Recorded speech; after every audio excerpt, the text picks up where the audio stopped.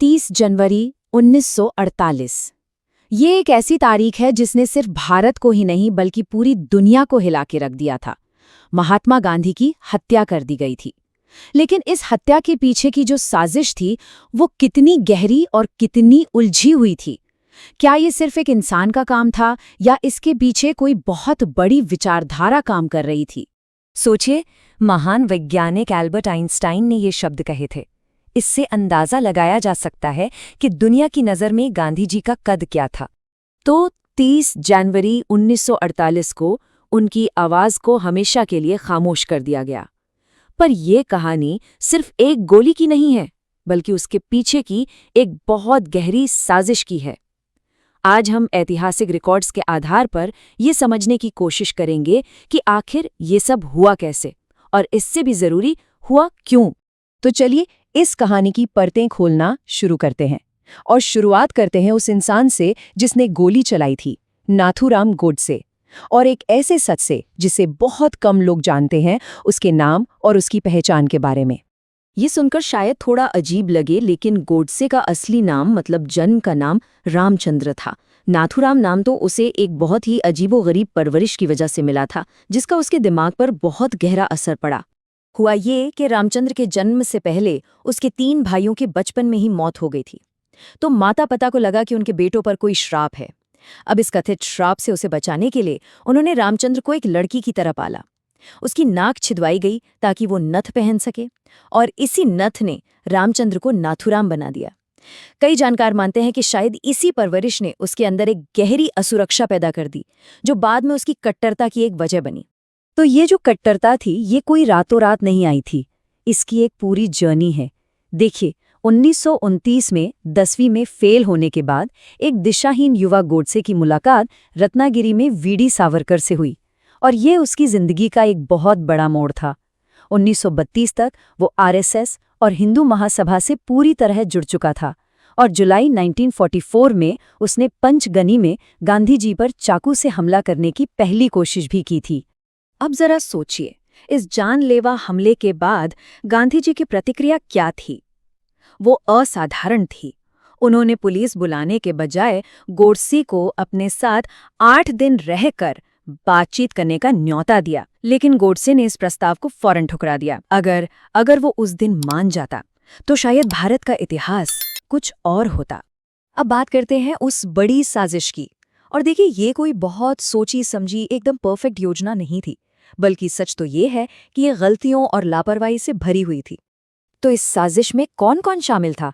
इसमें कई किरदार थे। नारायण आप्टे, जो सावरकर का करीबी था लेकिन एक दोहरी जिंदगी जीता था। मदन लाल पहवा, एक बेसहारा शरणार्थी जिसे झूठे वादों में फंसाया गया था। दिगंबर भड़गे, जो हथियार सप्लाई करता था और बाद में सरकारी गवाह बन गया। और विष्णु करकरे। तो सवाल ये उठता है कि जो लोग देश के सबसे बड़े नेता की हत्या की योजना बना रहे थे, वो कितने सावधान थे, कितने सीक्रेट तरीके से काम कर रहे थे। जैसा कि हम देखेंगे, उनकी योजना बहुत ही कमजोर थी। उनकी गलतियां तो मतलब हैरान करने वाली थीं। आप्टे ने ट्रेन में एक अभिनेत्री के सामने अपनी पहचान और अपनी पूरी योजना बता दी, और तो और उसी से सावरकर सदन तक लिफ्ट भी मांग ली। और जो लोग खुद को धर्म का रक्षक कहते थे, उन्होंने हथियार छिपाने के लिए एक मंदिर का इस्तेमाल किया। 20 जनवरी को उनकी पहली कोशिश पूरी तरह से नाकाम रही। बिड़ला हाउस में पहवा ने बम तो फोड़ दिया, लेकिन गोली चलाने वाला दिगंबर बड़गे इतना डर गया कि उसने रिवॉल्वर निकाली ही नहीं। और सबसे चौंकाने वाली बात ये थी कि जैसे ही धमाका हुआ, गोडसे और आप्टे अपने साथियों को वहीं छोड़कर भाग गए। तो अब तक हमने देखा कि ये सब हुआ कैसे, पर असली सवाल तो ये है कि ये सब हुआ क्यों। ये हत्या असल में भारत के भविष्य को लेकर 2 बिल्कुल अलग अलग विचारधाराओं के टकराव का नतीजा थी। देखिए, एक तरफ गांधी जी का विजन था, एक ऐसा धर्मनिरपेक्ष भारत जहां सभी को बराबर के अधिकार मिले, और दूसरी तरफ थीं चरमपंथी ताकतें जो भारत को एक हिंदू राष्ट्र बनाना चाहती थीं, और उन्हें लगता था कि जब तक गांधी हैं उनका ये सपना कभी पूरा नहीं हो सकता। अदालत में अपने बचाव में गोडसे ने कई तर्क दिए। तो चलिए अब एक एक करके उन तर्कों को देखते हैं और फिर देखते हैं कि ऐतिहासिक तथ्य क्या कहते हैं। गोडसे का पहला झूठ ये था कि गांधी विभाजन के लिए जिम्मेदार थे, जबकि सच ये है कि गांधी आखिरी पल तक इसके खिलाफ थे। दूसरा झूठ था 55 करोड़ रुपए को लेकर। गांधी का अनशन दिल्ली में दंगे रोकने के लिए था और पैसे देने का फैसला सरकार का था। और तीसरा, और शायद सबसे बड़ा झूठ ये था कि गांधी हिंदू विरोधी थे, जबकि उनकी पूरी जिंदगी और उनके आखिरी शब्द हे राम इस दावे को पूरी तरह से नकारते हैं। समाजवादी विचारक राम मनोहर लोहिया ने इसे बहुत सही तरीके से समझाया था। ये लड़ाई हिंदू बना मुस्लिम नहीं थी, ये लड़ाई हिंदू धर्म के अंदर ही दो विचारधाराओं के बीच थी, एक सहिष्णु और दूसरी कट्टरपंथी। और अब आते हैं कहानी के सबसे बड़े ट्विस्ट पर। हत्या के बाद जो हुआ वो इन साजिशकर्ताओं की उम्मीदों से बिल्कुल उल्टा था। यही तो इतिहास की सबसे गहरी विडंबना है। उन्हें लगा था कि जनता उन्हें हीरो की तरह देखेगी, पर हुआ क्या? ठीक इसका उल्टा। पूरे देश में गहरे शोक और गुस्से की लहर दौड़ गई। लोगों ने आरएसएस और हिंदू महासभा के दफ्तरों पर हमले शुरू कर दिए। इन संगठनों को फौरन गोडसे से पल्ला झाड़ना पड़ा और उस वक्त के गृह मंत्री सरदार पटेल ने आरएसएस पर प्रतिबंध लगा दिया। और इससे भी बड़ी बात, गांधी जी के अपने बेटों ने गोडसे की फांसी की सजा माफ करने की अपील की थी। उनका तर्क था कि उनके पिता के हत्यारे को मौत की सजा देना गांधी जी के अहिंसा के सिद्धांत की ही हार होगी। और अब वो सच जो अक्सर छिपाया जाता है।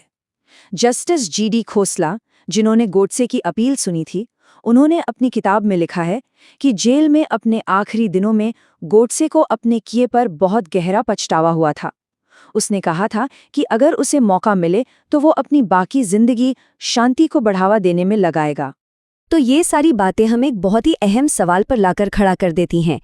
अगर ऐतिहासिक रिकॉर्ड के मुताबिक हत्यारे ने खुद अपने किए पर गहरा पछतावा जाहिर किया, तो आज जो ताकतें उसके काम का महिमा मंडन करती हैं, क्या वे अनजाने में खुद उसी व्यक्ति की आखिरी इच्छा का अपमान नहीं कर रही हैं?